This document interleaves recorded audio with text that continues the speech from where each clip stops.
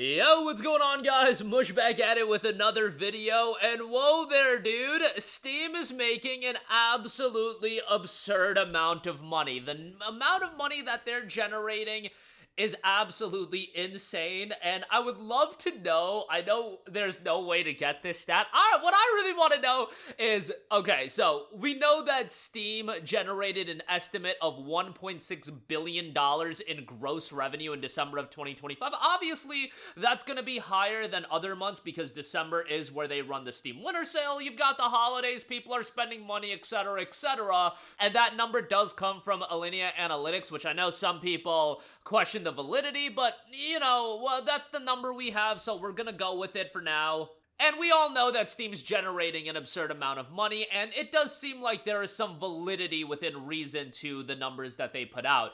$1.6 billion in gross revenue. Like I said, the number that I would be fascinated to see is how much money is Steam making from the games that they sell during the winter sale that people don't end up playing, or they don't end up playing for a very long time, because that is the element of it that always humors me, because guess what? Your boy is definitely one of the key contributors to Steam making a lot of money off of buying games that they end up not playing, or people end up not playing, but $1.6 billion would put it 22.7% higher than December 2024. That is a staggering increase, and I think a big reason for that is games like Arc Raiders coming out and doing very well, but it's like, yo, every year you get big games coming out. I think it's a multi-factored element of, big games like Arc Raiders coming out, and they're also, I think people still need to really realize that PC gaming is growing at an exponential level. I get that there is the doom-mongering right now, and maybe some of that is valid with graphics card prices and things of that nature,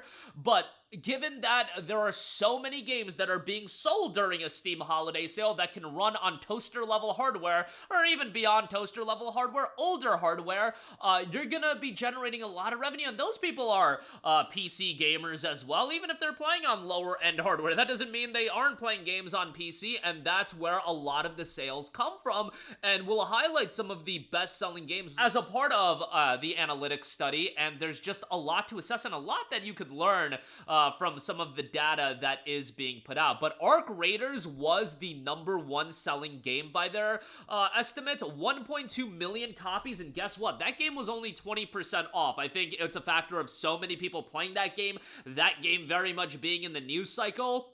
And, it's seeing a little bit of discount. A lot of people were like, yo, I was gonna buy it anyway. This is pushing me over the edge of getting Arc Raiders. I think a ton of people were like that. That game has just been a monstrous success that I want to do an entire video on that game, because even though I'm not a big multiplayer guy, what I really like is studying the data and learning something from these data sets that we have available. And Arc Raiders, I think, is a game that I don't think, because I know that this is what's going to end up happening, people are going to use Arc Raiders as a comparison point for like every game now, and I think people have to accept that Arc Raiders is very much the exception, not the rule, that after 3 months of release, it has retained 100% of its concurrent player count. That's insanity. That just generally doesn't happen, and I don't want multiplayer games to start coming out and then people being like, but Arc Raiders did this. Yeah, Arc Raiders is in a class of its own in regards to that, or a class of a very few. But what I am very happy with is the #2 best-selling game, Detroit Become Human, and a little bit further down, Slay the Spire, also doing incredibly well. Detroit Become Human estimated to sell 993,000 copies. Slay the Spire estimated to sell 590,000 copies. I know that I was saying this in previous videos, but it goes to show once again, and what a hot take there, buddy! Put your older games on deeper and deeper discounts. I am so tired. That $9.99, $14.99, whatever the case may be. Yes, Arc Raiders can sell at $32. It's a new game. Detroit Become Human being at $9.99 does nothing for anybody. $9.99 is not a big price anymore, and it's not a big discount, especially for a game that came out 5 years ago. Slay the Spire being at $6.99, it's not a big deal. Guess what? A game being at a deep discount, 90% off for $3.99, Slay the Spire's case, it being down to $2.49, that is going to push copies. In the case of Slay the Spire, it's so effective because Slay the Spire 2 is literally coming out in 2026. Now, you literally utilized the original game. You sold an estimated 590,000 copies of it at $2.49. Think about that, that's a lot of money you just made. That's well over, what, $1.5 million, given that it sold at $2.50, I believe it is. Put your games at deeper discounts. They will sell more. I implore Square Enix. I get it. You want Final Fantasy and a lot of those games being more expensive, but I think there's a lot of value that for one sale, you put some of your games at a deep, deep discount. I'm not saying that after you put Slay the Spire on sale for $2.49, that is the discounted price that you're gonna have at every sale. But for one sale here, and then having that price point at a deep discount, that really does make people be like, oh my god, I gotta get this. And guess what? You're gonna be using that aspect of FOMO because people are gonna look at a price like Slay the Spire, $2.49, and even though I tell people, dude, don't get baited, don't buy games that are super cheap just because they're heavily discounted,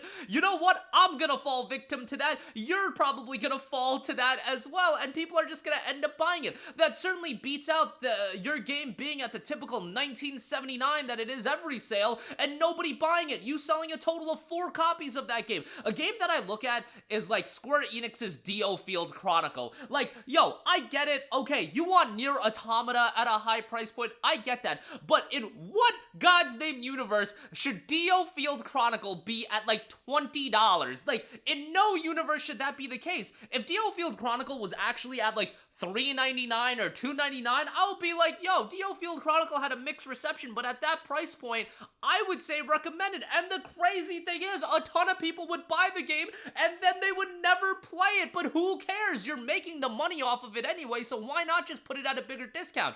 Again, I get Final Fantasy VII Remake holding up in price, Nier Automata holding up in price, but Dio Field Chronicle, Valkyrie Elysium? What are we doing with those games being at $24? Like, come on now. And the crazy thing is, Slay the Spire, Detroit Become Human, you look at those games, do you think all 1 million of those people are gonna play the game? Like, let's just throw a dart at the wall. At least 200,000 people for Detroit Become Human won't play that game in the next year, or they'll play less than 30 minutes of it in the next year. Be honest with yourself. At least 200,000 of those people. Slay the Spire, I think at least 200,000 of those people as well will play less than 30 minutes. But guess what? You made the money. You made the money. Put these games at deeper discounts. Some other games that were top sellers, Peak, 779,000. I think a big shout out to that game for that game's price point. I think there's a lot of viability in selling unique games at those cheaper price points. And again, Peak isn't the rule.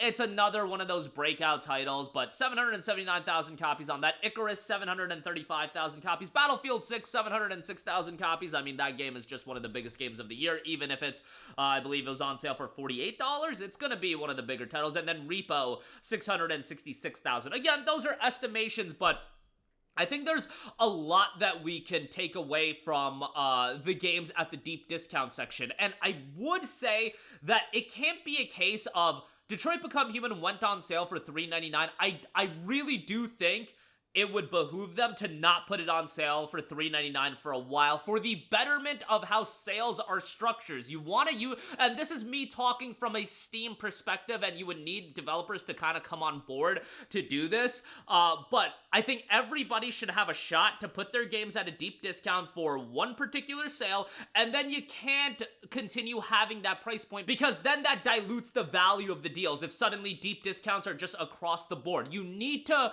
preserve some sort of that special factor to that deep discount. And yes, right now, the deals like Detroit for $3.99, Slay the Spire for $2.49, Dead Island 2, for example, for $4.99. I think those deals really blew people away, but you also don't want to get it to the point of those deals becoming so normalized. If you guys are following, I know I'm saying something that is very like anti-consumer right now. Like, what do you mean you don't want these deals normalized? But I'm talking about from the betterment of Steam and how they should handle it, and it's a case-by-case basis with the publishers. I don't know how that's actually handled on how Steam comes forth with the developers being like, all right, you're getting the deep discount spot, you're getting the deep discount spot, and that is a huge spot to be in.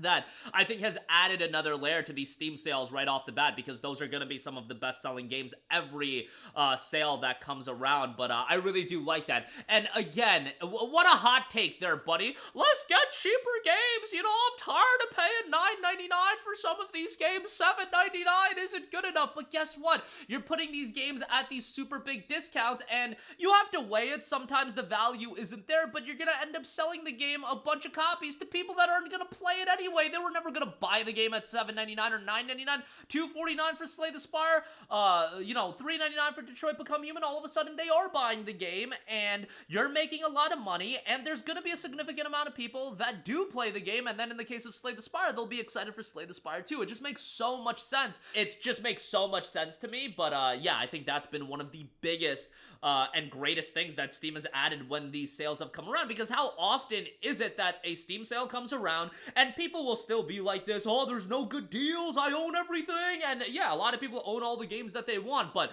there was a lot of standout, and I remember seeing the comment section on people being blown away that Detroit was $3.99, blown away that Slay the Spire was $2.49, blown away that Dead Island 2 was $4.99. I think more of that would go a long way in selling some of those games, and ultimately, you know, it is going to be the newer games like Arc Raiders making a lot of money, Battlefield 6 making a lot of money in terms of pure revenue, because they're selling a lot of copies and at a higher price point, but you can make money, and the publishers can make a lot of money, developers can make a lot of money by putting some of those older titles at deep discounts. Like, when you look at the Steam library, like, how many people are honestly buying Enslaved Odyssey to the West, even though it goes on sale for $2.99? I love Enslaved Odyssey to the West, but that $2.99 price point has been so normal. If you put that game as a deep discount, 95% off for $1, I assure you, thousands, hundreds of thousands of people will end up buying that game just because it's $1, and again, it'll be a case of a lot of people not ever ending up playing the game. Like,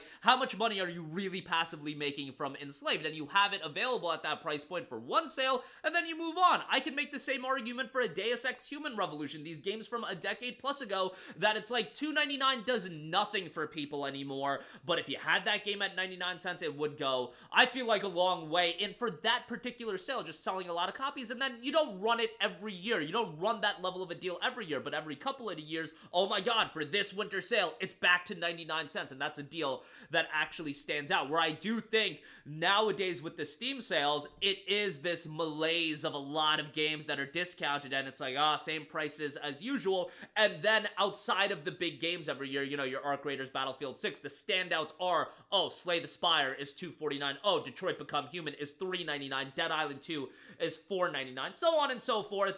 And I think that does push revenue even higher. And alongside elements of Steam just naturally growing, there being some really big games this year, or rather 2025, and it all coupling together, generating more revenue. But that's just a wild amount of money. And on top of that, that's higher than December 2020, where everybody was locked inside and gaming was kind of a lot of people's escape. But that's going to do it for me. Let me know all of your thoughts in the comments section down below. How do you assess the number? How do you assess the sales? I am really curious, but happy to see Detroit and Slay the Spire do so well. And again, it is funny that my hot take is, oh dude, we need cheaper games. But no, seriously, some of these games, they do need to put in the absolute bargain bin, because it's just not a deal anymore to see Deus Ex at $2.99. As much as I love that game, and I'll still parrot it at $2.99, and I'll promote it at $2.99, it's just not going to get people excited like, you know, Detroit at $3.99, or even, again, just such a mid-level game like a Dio Field Chronicle being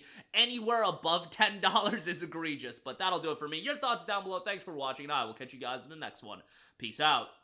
Hey, what's going on, guys? Mush here again. Hope you enjoyed the video. As you guys might know, YouTube's notification system is sometimes a little bit wonky, even if you're subscribed to the channel. Maybe you're not abundantly aware that I uploaded a video. To remedy that situation, make sure you hit the bell notification button. This way, whenever I upload a new video, and I try to upload as consistently as possible, you will be notified directly of the upload, and you can watch it as soon as it goes live. I would really appreciate it if you guys hit that button so you can stay up to date with all of the content I'm posting. But as always, guys, thanks for watching, and I'll catch you guys in the next one. Peace out.